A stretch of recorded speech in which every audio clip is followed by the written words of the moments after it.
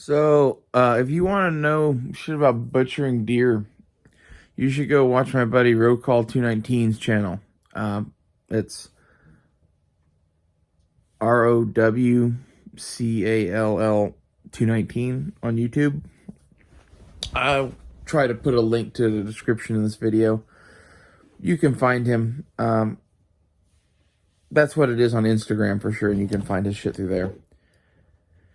Anyway, he's doing some pretty good videos on butchering, and I'm a couple minutes into one of them, and I wanted to promote his shit and talk about the differences between the way he's butchering a deer and the way that I would butcher a deer if I didn't have refrigeration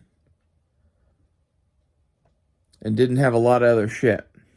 So, like, what he's doing is a modern butcher kind of a thing, and that's good to know. You should know how to do all that shit.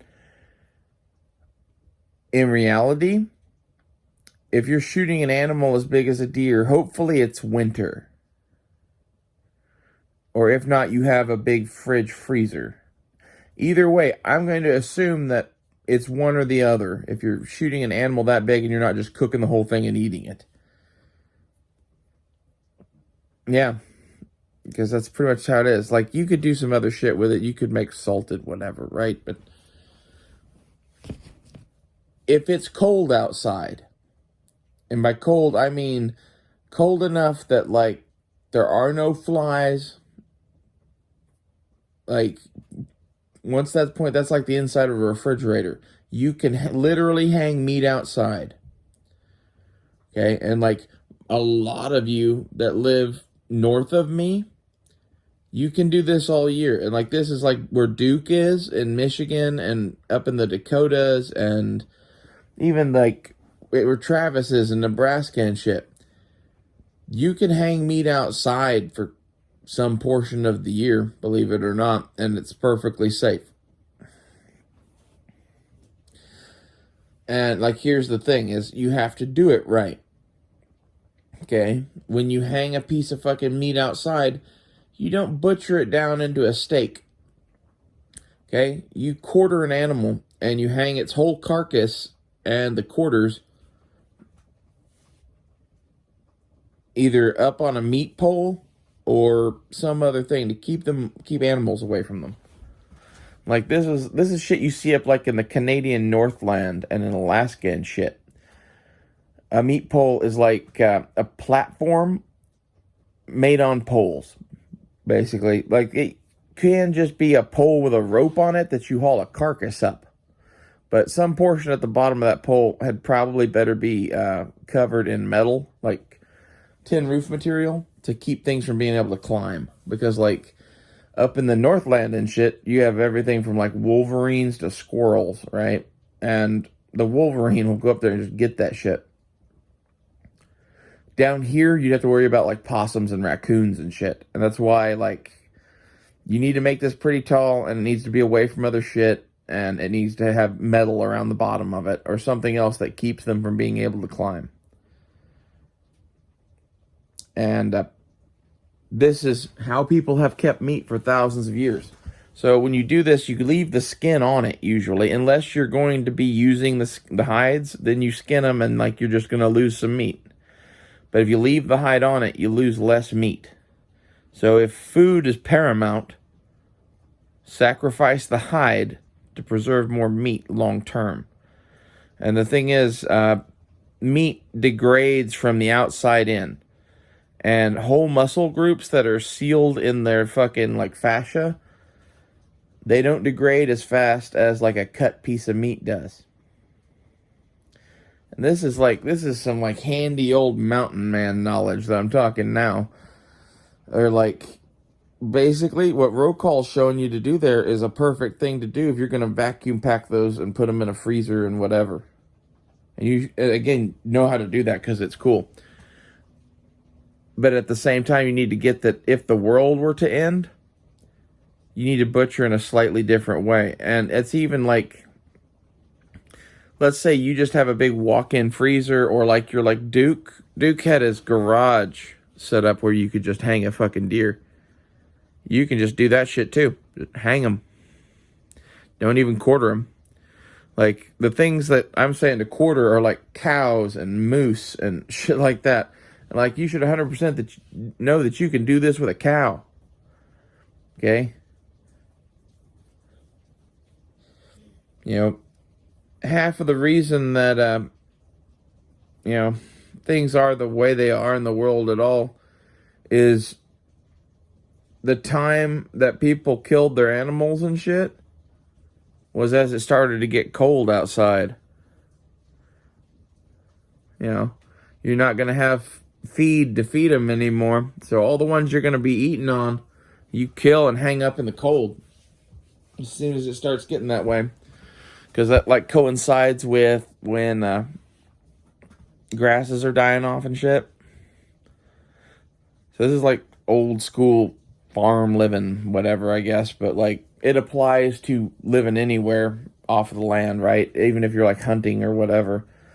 Which, this is basically, I wouldn't plan to be a hunter. And I wouldn't plan to be a farmer. I would plan to have like an acreage of land where I had things that grew and I had animals. Because you're going to need all that shit to really like make it or whatever. And like, this is where like the most micro version of this is having sheep and a fucking greenhouse probably. Anyway, the other thing you should probably get is there's so much more of the animal that's edible than you would ever imagine. The whole head can pretty much be eaten other than the skull. You know, and the skin. A lot of shit you can do with a lot of things a lot of people wouldn't imagine. And we're going into rough times. Like, don't be afraid to eat shit. If you want to know more about this kind of shit, I would go watch the show Life Below Zero and pay attention to all the episodes with Glenn Villeneuve. He was living in a cabin out by himself in the middle of Alaska, living off the land with a rifle. And that cat is an interesting person to listen to. And you can hear an entire show with Joe Rogan and him. I forget what episode it is, but if you search Glenn Villeneuve, Joe Rogan, I think it's like episode 1311 or something like that. You might try that. See how good I am. I might be dead bang on. Who knows? Might be off by 20. Anyway, I find all of that shit fascinating because it applies to places where we could be going. Whether you're in the Canadian Northland or not, knowing that the meat preserves longer with the skin on it and in whole pieces. This is valuable information. And this is why it might behoove you to have like big chest freezers that you could put a deer quartered in. And like cows, fuck, man, that's a whole different story, right? Like, this is the thing, is like, what if you can't vacuum pack it? What if that's no longer a thing because you don't have the stuff to do it anymore? You might want to know the 1800s way of doing shit. And I liked your video, Rowcall. I'm going to go watch the rest of it. It was cool to see you butchering. It's one of those things that, like, I've done, and I'm pretty handy with a knife. It's one of those things that, like, I've carved turkeys at other people's houses a few times.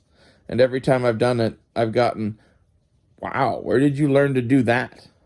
Because the way I carve a turkey is the way, like, a French professional chef carves a turkey.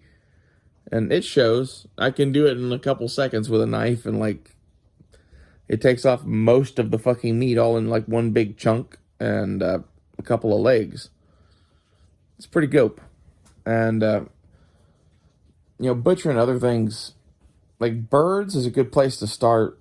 If you really want to get an idea for butchering something, you got to go buy a turkey and roast it and pick all the meat off it. You know, like, that's the like most basic bitch you could do that at home. We all just did that at Thanksgiving, hopefully. If not, you should have, and get some cranberry sauce to go with it, because that shit's delicious. And stuffing. Like, even if it's just stovetop stuffing,